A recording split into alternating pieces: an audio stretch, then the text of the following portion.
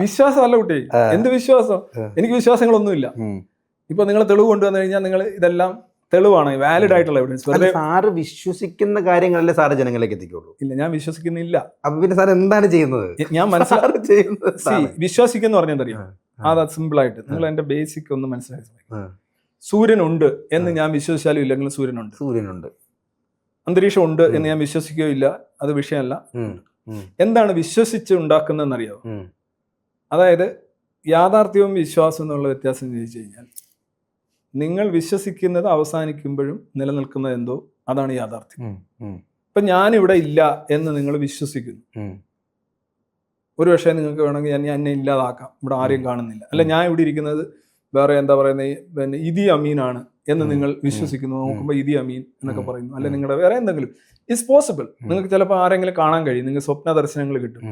മാലാക വന്ന് എന്നോട് പറയുന്നു, എടേ നീ കുറിച്ചെടുക്കൂ എന്ന് പറഞ്ഞു, അങ്ങനെ കുറിച്ചെടുത്തു എന്നൊക്കെ പറഞ്ഞൊക്കെ വേണേൽ പറയാം. അത് അയാൾ വിശ്വസിച്ചുണ്ടാക്കുന്ന കാര്യമാണ്. ഈ പറയുന്ന സാധനം ഒരു കാര്യത്തിന്റെ എവിഡൻസ് എന്ന് പറഞ്ഞാൽ അറിയാം, അത് സാർവജനീനമായിരിക്കണം, സാർവത്രികമായിരിക്കണം, റിപ്പീറ്റബിൾ ആയിരിക്കണം, എല്ലാവർക്കും ബാധകമായിരിക്കണം. ഇത് രാവിലെ 9 മണിക്ക് മാത്രം വരുന്ന മാലാഖയല്ല. ഇപ്പൊ അമൃതാനന്ദയുടെ ഒരു പണ്ടത്തെ ഒരു അത്ഭുത കഥകളിൽ പറയുന്നുണ്ട്, രാവിലെ ഉച്ചയ്ക്ക് 12 മണിയാകുമ്പോൾ ഒരു പരുന്ത് വന്ന് മീൻ പിടിച്ചുകൊണ്ട് വന്നിട്ട് കൊടുക്കും. ആ മീൻ കറി വെച്ചാണ് അവർ കഴിച്ചുകൊണ്ടിരുന്നത്. കൃത്യം 12 മണിക്ക് വാച്ച് നോക്കി വരുന്ന ഒരു പരുന്തിനെ കുറിച്ചാണ് അവർ പറയുന്നത്. അത് വിശ്വസിക്കാൻ ആളുണ്ട് അല്ലേ?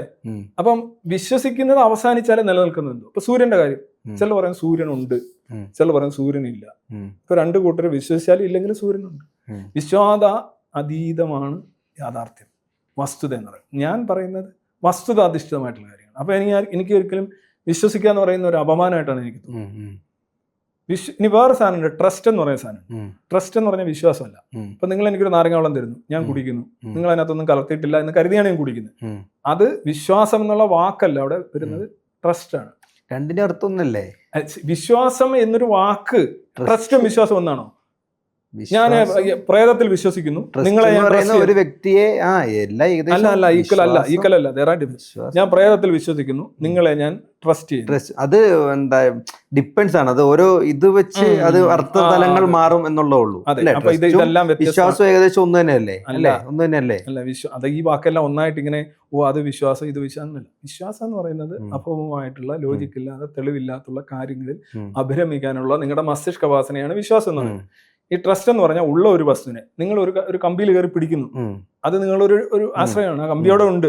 നിങ്ങൾ അല്ലെങ്കിൽ ഒരാളെ കോൾ ചെയ്യുന്ന ആളെ ഒരു 10 lakh ഒന്ന് മറിക്കാമോ?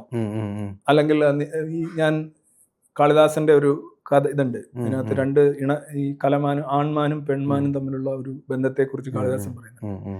അപ്പൊ ഈ പെൺമാന്റെ കണ്ണില് ആൺമാന്റെ കൂർത്ത ആ കൊമ്പുകൾ വെച്ചാണ് ഇതിനകത്തുള്ള കരട് ഇങ്ങനെ എടുക്കുന്നത്. അപ്പൊ പെൺമാൻ ഇങ്ങനെ അത് അനുവദിച്ചു കൊടുക്കുകയാണ്.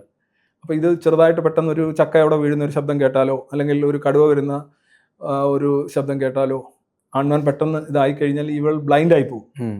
പക്ഷെ ഇതൊന്നും ഉണ്ടാവില്ലെന്നും ഇത് വളരെ കൃത്യമായിട്ട് വളരെ സൂക്ഷ്മമായിട്ട് ഇത് ചെയ്യുമെന്നുള്ള ഒരു ട്രസ്റ്റ്, അതിനെയാണ് ട്രസ്റ്റ് എന്ന് പറയുന്നത്. അതല്ല വിശ്വാസം. വിശ്വാസം വെറും പാട്ട സാധനമാണ്. അപ്പൊ നമുക്ക് ഇനി പിന്നെ ഇതിങ്ങനെ സംസാരിച്ചുകൊണ്ട് അടുത്ത ടോപ്പിക്കിൽ സംസാരിക്കാൻ സമയം കിട്ടില്ല, വളരെ കുറച്ച് സമയം കൂടി അല്ലേ ഉള്ളൂ. എന്തായാലും 5:45 സാറിന് വിടണം ഇവിടുന്ന്. അതുകൊണ്ട് ഇതിൻ്റെ അകത്ത് ഒരൊറ്റ ചോദ്യം കൂടി കൊണ്ട് നമുക്ക് ഈ ടോപ്പിക് അവസാനിപ്പിക്കാം. അപ്പൊ സാറിന് ഈ നോസിലുകൾ എന്ന് പറയുന്ന ഫോസിലുകൾ എന്ന് പറയുന്ന ഈ 5 കോടി വർഷം മുമ്പ് കിട്ടിയെന്ന്, അല്ലെങ്കിൽ ഡാർവിന്റെ പരിണാമം, ഇതൊക്കെ സാറ് അപ്പൊ ഇതൊക്കെ എന്താണ് സാർ ഇതെന്താ? അപ്പൊ അംഗീകരിക്കുകയാണോ വിശ്വസിക്കുകയാണോ? ഒറ്റ ഉത്തരം പറഞ്ഞാൽ മതി. അംഗീകരിക്കുകയാണോ വിശ്വസിക്കുകയാണോ? ഞാൻ വിശ്വസിക്കുകയല്ലോ, വിശ്വാസം ഇല്ലെന്ന് പറഞ്ഞില്ലേ? അല്ല, അതിൽ വിശ്വാസം ഉണ്ടോന്ന് ചോദിച്ചാൽ ഞാൻ മനസ്സിലാക്കാണ്, ശാസ്ത്രത്തിൽ മനസ്സിലാക്കുന്നു, അത്രേ ഉള്ളൂ. അതിന്റെ ഐ അണ്ടർസ്റ്റാൻഡ്. അതേ ഉള്ളൂ, അല്ല അതിൻ്റെ അകത്ത് കൂടുതൽ ഇതൊന്നുമില്ല.